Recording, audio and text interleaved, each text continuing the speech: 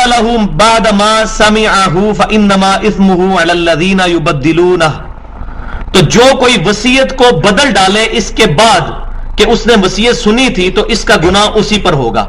مثلا یہ بھی تو ہو سکتا ہے کہ ایک بندے نے یہ وصیت کی کہ میرے ماں باپ کو یہ دے دیا جائے، میری اولاد کو یہ دے دیا جائے، اور بعد میں جو بڑا بیٹا جو ہے وہ بدماشی کر کے سارے ہی ہڑپ کر لے مال. تو اللہ تعالیٰ فرما رہا ہے کہ جو کوئی وصیت کو پھر بعد میں بدلے گا اس کا گناہ اس پر ہی ہوگا. ان اللہ سمیع علیم، بے شک اللہ تعالیٰ سننے والا، علم والا ہے. اس کے اندر دھمکی موجود ہے.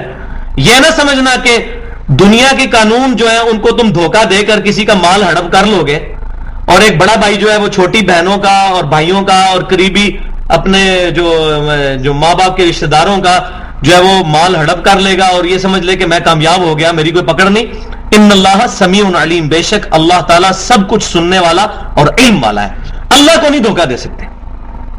کوئی شخص اپنی داڑھی سے، اپنی پگڑی سے، اپنی شلوار ٹخنے اوپر کر کے نمازیں پڑھ کے پبلک کو تو دھوکہ دے سکتا ہے، اللہ کو دھوکہ نہیں دے سکتا.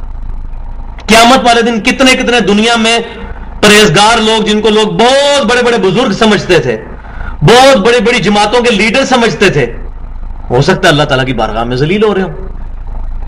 اور یہ مجھے تو خیر ذاتی طور پہ بہت دفعہ تجربہ ہوا ہے، میں نے تو کافی جماعتیں چھوڑی ہیں، کہ یہ جتنے لوگ ان چیزوں کو لیڈ کر رہے ہوتے ہیں اگر کبھی ان کے قریب جائیں نا تو واللہ آپ متنفر ہو جائیں. اللہ ماشاء اللہ اچھے لوگ بھی دنیا میں موجود ہیں، لیکن اکثریت یہی ہے. ایک شرابی کبابی مسلمان تو یہ گوارا نہیں کرے گا کہ مسجد کے اندر زنا کرے، لیکن اسی مسجد کا امام جو ہے نا پڑھانے والے بچوں کے ساتھ بدفعلی کرے گا، لیکن اس کو حیا نہیں آئے گی.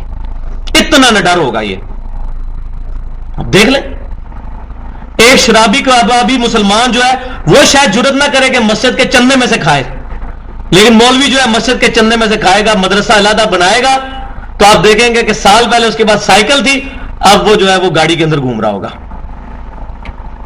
میں 18ویں گریڈ کا آفیسر ہوں، میں نہیں گاڑی رکھ سکتا.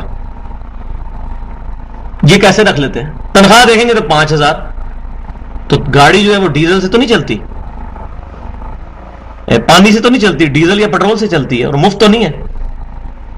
تو یہ تمام چیزیں، یعنی کہ تمام جو اللہ تعالیٰ کے قوانین ہیں ان کے اوپر چیک پوائنٹ جو ہے وہ اللہ کا تقویٰ ہے. جب تک تقویٰ نہیں ہوگا، پرہیزگاری نہیں ہوگی، دنیا کا کوئی قانون کسی کو نیک کام کرنے پر آمادہ نہیں کر سکتا. یہی وجہ آپ دیکھ لیں امریکہ کے اندر 1 منٹ کے لیے بجلی بند ہو جائے نا تو ملینز آف ڈالرز کی چوریاں ہو جاتی ہیں، ڈاکے پڑ جاتے ہیں. الحمدللہ یہاں بجلی آتی نہیں ہے، لیکن اس طرح کے واقعے بہت کم رپورٹ ہوتے ہیں، کیونکہ کچھ نہ کچھ لوگوں کے اوپر چیک ہے تقوی کا، اللہ کا خوف موجود ہے. اور جب تک یہ موجود ہے ہمارا قانون کمزور صحیح، لیکن یہ جو چیک مسلمانوں کے اوپر اللہ تعالیٰ کا خوف اور تقوی ہے، یہ انسان کو برائی نہیں کرنے دیتا. ان اللہ سمیع علیم، بے شک اللہ تعالیٰ سننے والا، علم والا ہے.